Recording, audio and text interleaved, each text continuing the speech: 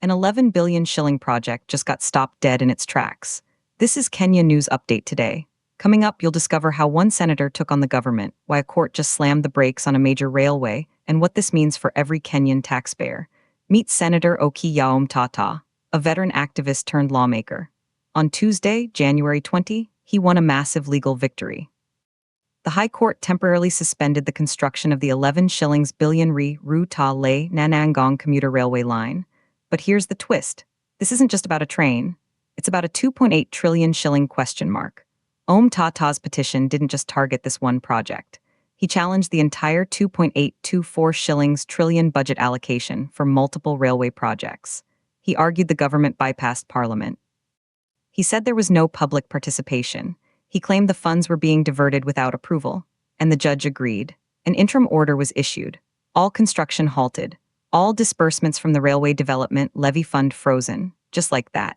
This project was launched by President William Ruto in December 2024. It was a key part of his bottom-up economic transformation agenda. A 12.5-kilometer line meant to decongest Nairobi's nightmarish roads. A first phase of a larger network stretching to Karen, Bulbul, Ngong, and beyond. The promise was affordable mass transit for city dwellers, but here's what nobody's talking about. The Railway Development Levy Fund, that's your money. A levy paid by Kenyans for specific development. Om Tata and his co-petitioners allege a systemic misapplication of that fund. They say money is being moved without the proper, transparent scrutiny required by law. They say this violates principles of accountability and good governance enshrined in our Constitution. And then, something shocking happened. The court listened. The judge stated, "I am satisfied that, in the interest of justice, interim orders should also be issued."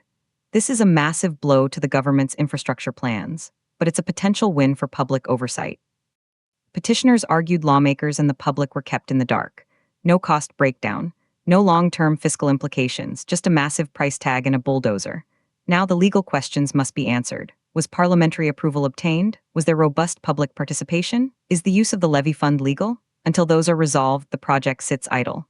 The implications are huge. This sets a precedent. It tells every government agency that statutory processes matter. That you can't just spend billions without following the law. It empowers citizens and their representatives to demand answers. But it also creates controversy. Some will say this is justice, protecting public funds from misuse. Others will say it's a needless delay, holding back progress and much-needed decongestion for Nairobi. The tension is real: transparency versus speed, oversight versus action. So what happens next? The hearing is pending. The legal battle is just beginning. 11 billion shillings is on the line.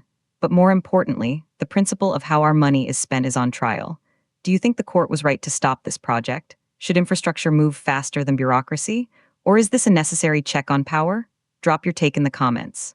Subscribe to Kenya News Update today for more breaking news that impacts your wallet and your future.